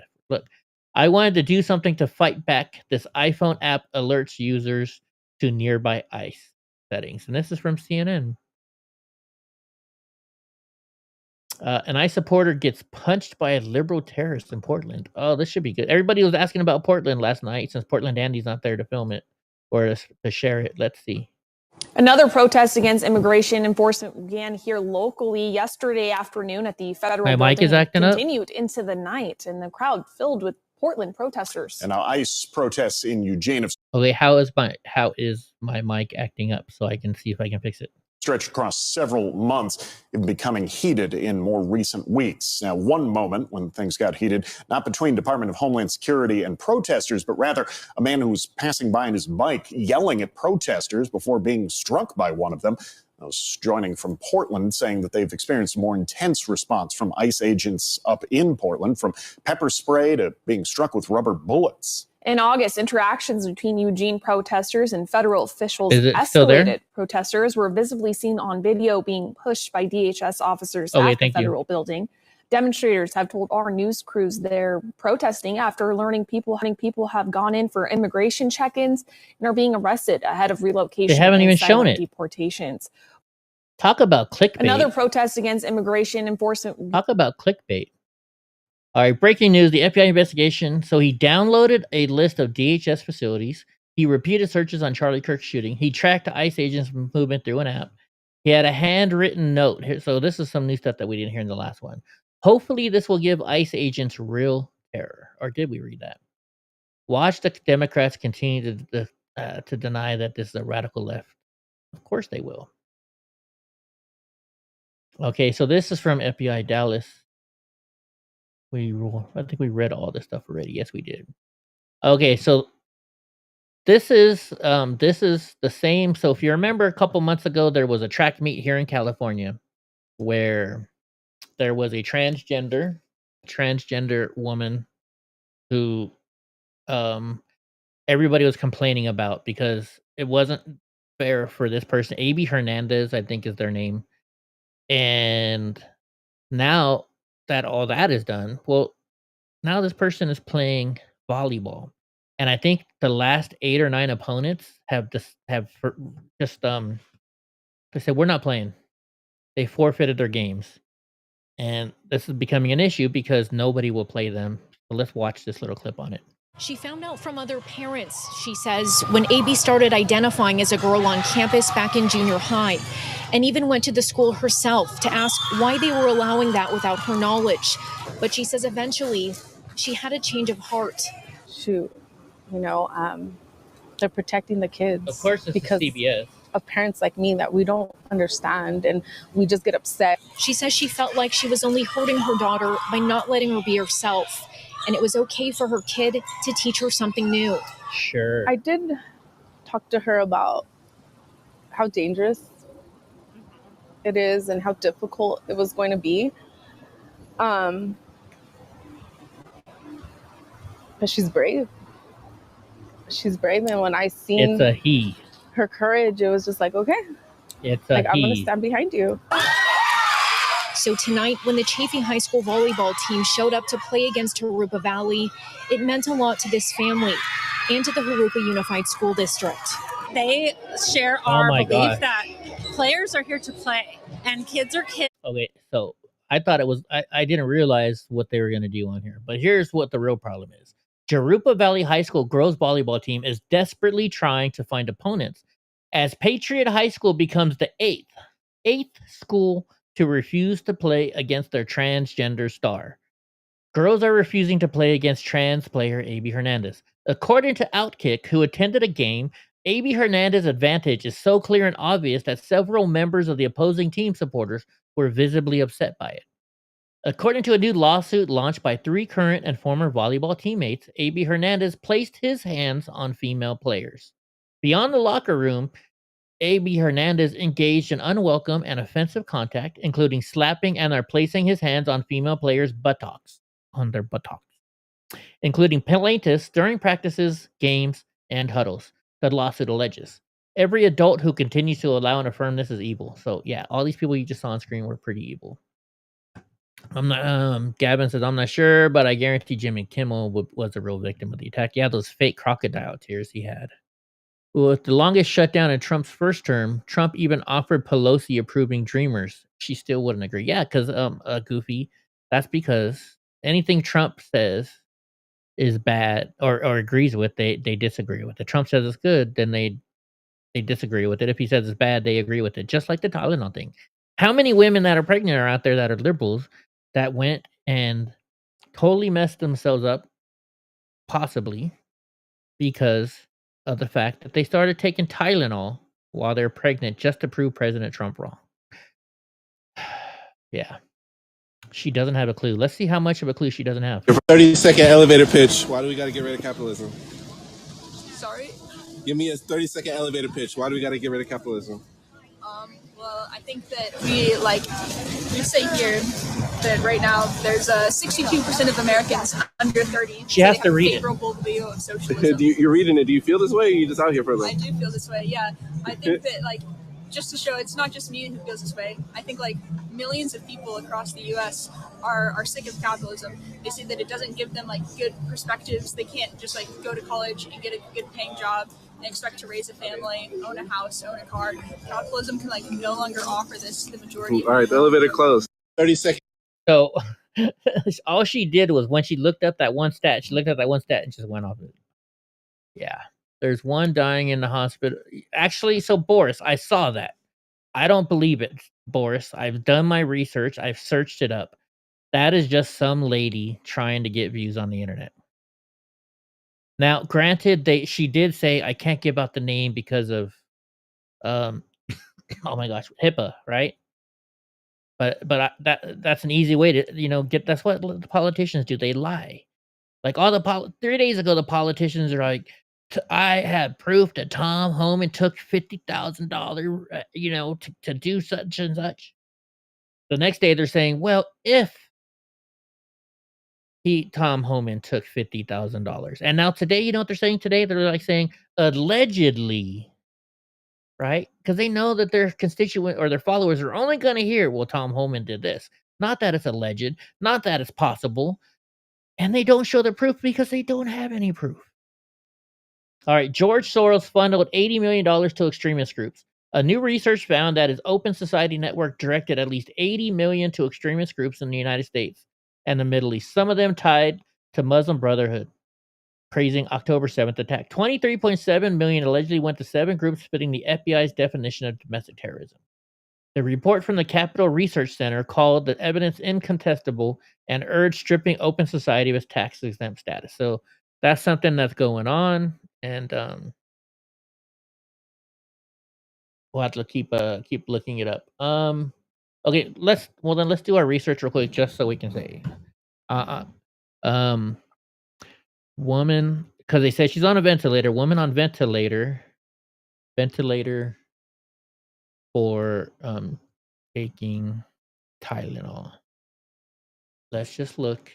Let's look. The reports of a pregnant woman on a ventilator for a Tylenol overdose are connected to a social media trend and a recent controversy regarding the drug safety. Medical experts, so the report circulated. Trump statements referred. Following the social media trend, some social media users, including pregnant, took Tylenol. It is crucial to note that the health authorities, including the American College, blah, blah, blah. But I'm trying to find it. So let's go to let's go. Let me zoom out. Let's see if we can find any credible news source that says this. That's not it. So look, this is Christina Aguayo news. That's not a real news. Tylenol issues clarification. So that's not it. Pregnant woman post series of Tylenol evidence. Nope. What doctors say. Tylenol issues clarification. Nope. So let's go here to news. What the heck? Where is my news? Not there. So let's do this. Let's do any results from the past week. I didn't get the past week. Moms take Tylenol It's none of it's you would see it if it was anywhere that's real. It would be on CNN, Fox News, any of that, and I don't see it anywhere. So that's why I'm saying it's just fake. It's just some lady trying to get clicks, and it's working, unfortunately. Is it safe for pregnant men to take? Maybe. All right, watch this. A repeat offender with a lengthy rap sheet was caught on video stabbing a man unprovoked and then fleeing. So let's watch this. So here you go. You see the guy on the bike. He throws the bike down, and then he starts stabbing this dude. He just runs up to the dude, starts stabbing him. He gets back on his bike. He's got no shirt on, and he starts coming this way. It looks like a what? Purple bike? Maybe purple? And he had that backpack, so look, they have them. Oh, this is Seattle. Of course this is. Hey, we got a chase. He's got the knife in his back pocket. Okay, 1 second, Hope. Wait a minute, you sent me a text message? Because my phone might not be working right now. Oh, it is, okay. All the way down. On your stomach.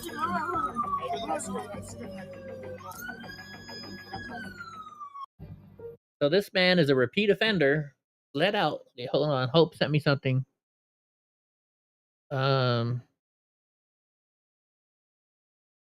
Interesting. Okay. Let me copy link. Let's go over here. And we're going to paste the link from Hope. And I only got 19 minutes left because Verizon's supposed to call me to get my phone working for me again. All right. So this is disclosed.tv. They're pretty reliable. FBI had 275 plainclothes agents embedded in January 6 crowds, the congressional source says. Says the FBI has disclosed it had 275 plainclothes agents embedded in the crowds during the riots. The revelation aligns with typical FBI practices of monitoring large gatherings, but raises questions about the agency's involvement that day. A DOJ report previously claimed there was no undercover personnel among the protesters. The disparity in definitions of undercover versus plainclothes agents complicates the narrative. So basically, well, yeah, they weren't undercover; they were plainclothes. Additionally, 26 FBI informants were identified within the crowds, 4 of whom entered the Capitol, but none were authorized to engage in illegal activities. Congressional inquiries continue as the FBI is scrutinized. I don't believe it. I don't doubt it. Thank you, Hope. I appreciate that. That was a good article. Thank you, Hope. Yeah, 275 is more like it, right, Craw? Right, Craw? All right, President Trump posts that Obama should face justice for treason. They caught President Obama absolutely cold. Oh, wait, there's a video. We'll just play the video. Absolutely cold. Tulsi Gabbard. Hey. What they did to this country in 2016, starting in 2016, but going up to 2020 in the election. They tried to rig the election, and they got caught. And there should be very severe consequences for that. You know, when we caught Hillary Clinton, I said, you know what? Let's not go too far here. It's the ex-wife of a president, and I thought it was sort of terrible. Have you noticed? She's been on all the news shows lately trying to make money. But it's time to start, after what they did to me, and whether it's right or wrong, it's time to go after people. Obama's been caught directly. So people say, oh, you know, a group. It's not a group. It's Obama. His orders are on the paper. The papers are signed. The papers came right out of their office. They sent everything to be highly classified. Well, the highly classified's been released. And what they did in 2016 and in 2020 is very criminal. It's criminal at the highest level.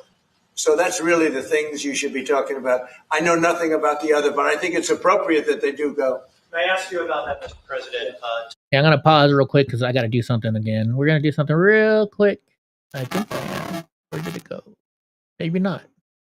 No longer available. Hold on, let me see. Hold on, I'll keep playing until I find it. Tulsi Gabbard has submitted a criminal referral to... Okay, I found it. Here we go. We're going to do this real quick. Hey, football fanatics. Are you ready for some primetime NFL action? Tune in to the Westwood One for all the gridiron glory you crave, from jaw-dropping touchdowns to game-changing plays. Don't miss a moment of the excitement. Catch every snap, every tackle, and every victory on Westwood One. You can listen to the NFL on the NFL app, on the Westwood One Sports app, on WestwoodOneSports.com via Westwood One station streams, or by asking Alexa to open up Westwood One Sports. If it's the NFL, it's on Westwood One. There we go. Got that over with. Now we can finish this. Play. To the Department of Justice. From your perspective, who should the DOJ target as part of their investigation? What specific figures in the Episode of The Obama Bachelorette, and the folks were just vying based for a on chance what with I read, Pelosi. Shut I up. read pretty much what you read. It would be President Obama. He started it. And Biden was there with him. And Comey was Right on, there. Mike Jones. And Clapper. The whole group was there. Brennan. They were all there in a room. Right here. This was the room. This is much more beautiful than it was then, but that's okay. I have nice pictures up. They came out of the vaults. They were in there for 100 years. This is much more beautiful. We have the Declaration of Independence now in the room, which wasn't here. I guess people didn't feel safe being around the independence, I guess. That should have been. Look at this. So, Grawl, look at this. SB 20 is now in full swing. Law enforcement has begun impounding trucks operated by illegal alien truck drivers. Oklahoma is America's first. Look at all these trucks being towed away. So they're towing the trucks away because they were illegal alien driving. Let's look at that.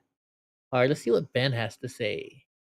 And just so you know, folks, I'm expecting a call from Verizon. If they do call, I'm going to have to go. It's got off the road, a 14-hour drive today, and wanted to give you an update on my thoughts about the shooting in Dallas at the ICE office. Just a few things off the bat. Some misreporting early on saying this was a detention center. This was actually a field office, and the major difference between the two is field office is mostly ICE agents or ERO agents. The illegals that are at a field office are just there for a short time before they're processed and transferred to the detention center. The detention centers are mostly illegals. The reason that matters is if you're targeting a field office, it means you're targeting ICE agents. If you're targeting a detention center, you could be targeting illegals or Oh, yeah, she got fired, Gavin. officers. The guy who shot 3 illegals and then killed himself was a leftist. The irony of this is the very people these people claim to want to protect are the ones that this guy or these guys killed today. Couple things just quickly off the bat. I've been shooting for a long time. I've been shooting since I was a kid. And the number of rounds that were fired into the van that killed the 2 illegals as well as into the field office building, if you're shooting a bolt action rifle, it's very unlikely that many rounds were fired by one individual. The other thing is, this is a clear result of the radical left. How many the rounds was Democrats, it? Do we the find mainstream out? media, attacks on ICE, attacks on Border Patrol, attacks on President Trump, attacks on Tom Homan, attacks on American sovereignty. It is a direct result of Antifa, BLM, La Raza, Islam, all of these groups working together to undermine America from within. And this goes right back to people like Governor Pritzker, Mayor Johnson, Governor Newsom, right back to people like Rashida Tlaib, Ilhan Omar, AOC, and every other traitor that has been working to destroy this country from within. When Governor Newsom said Kristi Noem's going to have a bad day, it really makes me wonder if he knew something about this coming. Probably These guys not, are but traitors to our country. And they need let's be real here. Probably not. But if they can do it to us and say it that he said, so he said it right. He said, "I wonder if," and everybody on the show that's watching his videos probably gonna say, "Yes, it was. He knew it, right?" And that's why we say it that way. So if the liberals can do it, so can we. Be treated as such. And New York, if you elect a communist jihadist mayor 24 years after 9/11, well, they will. You deserve what you get. If you're that stupid, you deserve what you get. I agree. I pray you're not that stupid. At this point, it's not enough just to label Antifa as a terrorist organization, which, thank God, that's finally happened. But every single one of these groups, La Raza, socialist communist groups, jihadist Muslim groups, anyone who openly espouses the overthrow of America needs to be listed as a terrorist organization and needs to be treated as a terrorist organization. I They need to have agree. their money followed. We need to find out who has been funding these organizations, and anyone involved with them needs to be prosecuted as traitors to this country. This is not going to get better. It's going to get worse before it gets better, and it's only going to get better when these demon traitors are held accountable. God bless ICE. God bless Border Patrol. God bless Tom Homan. God bless President Trump. God bless America. God bless everybody who protects and serves this country, and to hell with the demons that want to overthrow it. Amen. Speaking of Oklahoma, I was at the doctor's office today getting an X-ray, and freaking USAA called me. They're like, "Hey, Mr. Block, we were just wanting to see if you got our loan paperwork about that house you wanted to buy. And we just wanted to make sure everything's going okay with it."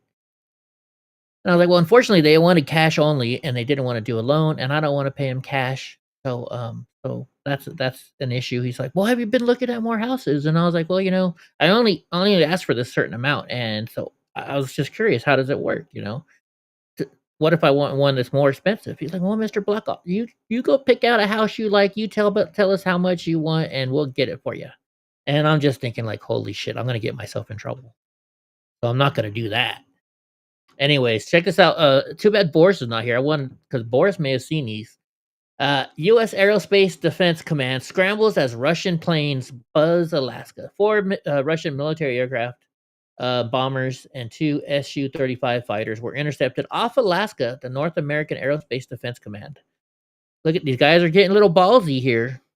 They're getting us a little ballsy here. Or was the tweet a dog whistle to trigger their soldiers to act? It might have been. It might have been. Karen Levitt says, Dems won't apologize for comparing ICE to the Gestapo after attack on targeting agents. Yeah, they were silent yesterday. Nobody said, "Oh, he's bad a person." Look at it. Are you surprised? Breaking news, YouTube has banned Alex Jones. Again, is anybody else surprised? Anybody surprised? CNN is still trying to say that there's no indication that the Dallas suspect was motivated by left. Oh, let's hear this. Deadly sniper attack in Dallas. 1 detainee was killed, 2 others were injured, and we still do not know their names, but we are... By the way, guys, if Verizon does call me, hopefully it'll be pretty quick. I might just play like a chase video or something until I come back if we're not done. Told that one of the people shot was a Mexican national. There's also some new Illegal detail coming out. Why did the word is illegal alien, bitch? About the shooter, the gunman. Authorities say he took his own life at the scene. We're told he was 29 years old. This is an old mugshot of the gunman identified by CNN sources. A motive still being investigated. The motive is still being investigated, but it says fuck ICE on here. FBI Director Kash Patel did put out this photo, though. You see it here. This is he says that it shows a bullet casing left at the scene with the words anti-ICE. Oh, anti-ICE. Scrawled I'm on sorry. it. Again, they are still investigating why. Oh, it's just a bullet that says anti-ICE on it. We don't know the motivation about this. Fucking CNN. They should be taken off. So this pitch, the batter here, he's a Chicago Cubs batter. And on Sunday, or maybe it was Saturday night's game or Sunday night's game, I forget which one, he decided and he asked his team if he could not play so he could go to the Charlie Kirk Memorial in Arizona. And they let him take the day off. Well, this New York Mets announcer, listen to what this dumbass had to say. On Cade Horton, but those 2 guys coming back. This ball smoked left center field. Oh, this is what happened. He hit a home run. So he hit a home run. But that's not what the guy said. So New York Mets broadcaster Gary Cohen tried shaming Matt Shaw for going to Charlie Kirk's memorial. Today, Matt Shaw went 3 for 4 with 3 runs and an RBI in the Cubs' 10-3 win. Poetic justice. That's the Mets guy. Yeah, it was the Mets announcer that shamed him, and it was the Cubs baseball batter. Well, he's a player. Double standard. John Bolton supported Biden's effort to imprison Trump for decades for mishandling classified documents, saying shows a real disdain for seriousness. And now that he's under arrest, he's saying this is just political. He's coming after me because I'm a political enemy. Anyone want a Discord? Donald Trump. So Representative Nadler says, if the government shuts down next week, Trump and the Republicans own it. See, the Democrats are the ones voting no for it. But they're the ones, they're blaming the Republicans. Just blame the Republicans. Blame the Republicans. It says they will be the cause of millions of Americans losing health care insurance. No, they're not. They're going to be the cause of illegal aliens and people that are fraudulently going and getting Medicare. And like, I forget who said it earlier, but he also, or even McClintock said it, or my congressman. He's like, and then there are those people that just refuse to work, that are able to work. They're going to have to start going to work. Oh no. President of Mexico says she disagrees with Trump deporting illegal aliens. Well, of course she would. She doesn't want them back. Don't send them back to me. Don't send them back. All right, I got through it. Let's see.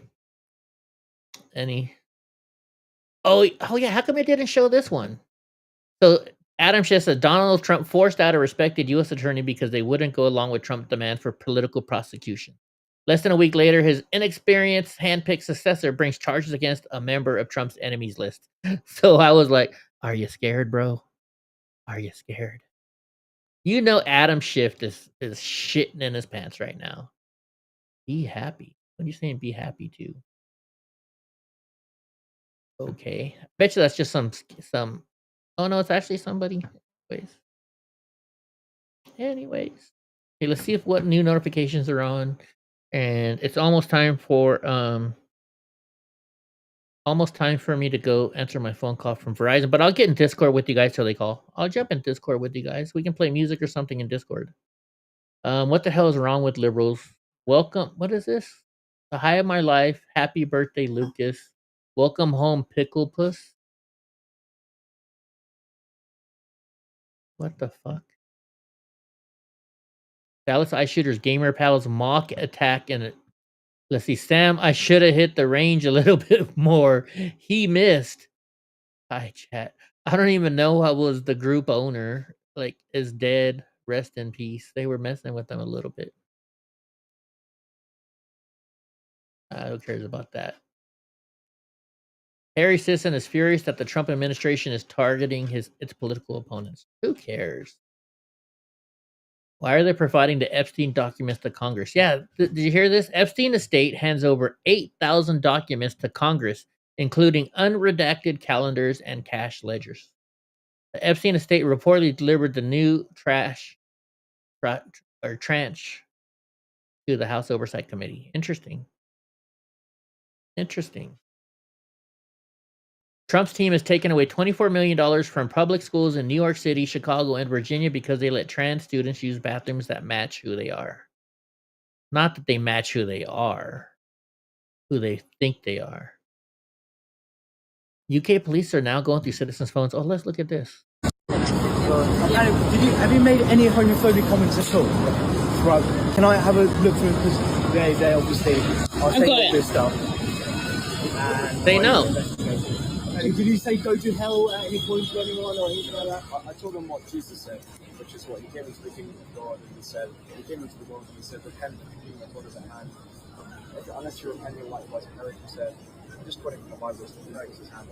He's getting in trouble for saying you should go to hell. That's like one of the lightest things you can say to somebody. That's what. See, there's what Hope just sent us earlier. Hope beat me to it. Adam Schiff, in America and under our Constitution, no one is above the law. The DOJ is a little more than an arm of the president's retribution campaign. Sure. Shoot. Don't fool yourself, says the U.S. attorney. The shooter was definitely anti-ICE. Acting U.S. Attorney Nancy Larson on the Dallas ICE shooter. He's also hoped his actions would give ICE agents real terror of being gunned down. And he did this to induce constant stress in their lives. He hoped his actions would terrorize ICE employees. Oh, wait, there's a video. Why don't you play the damn video? He also hoped his actions would give ICE agents real terror of being gunned down. And he did Discord this right to now.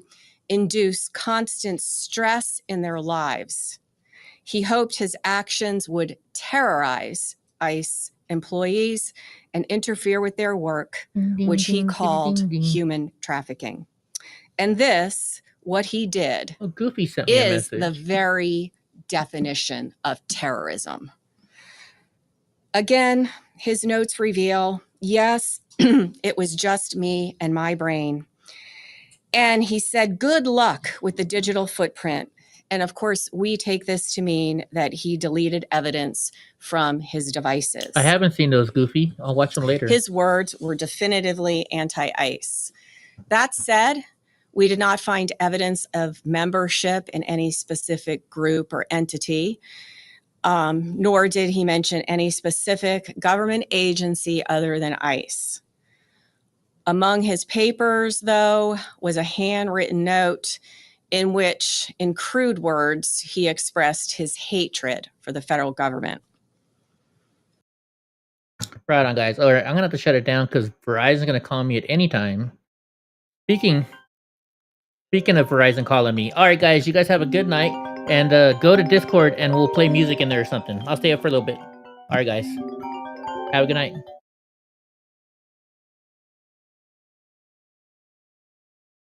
Gotta end the show.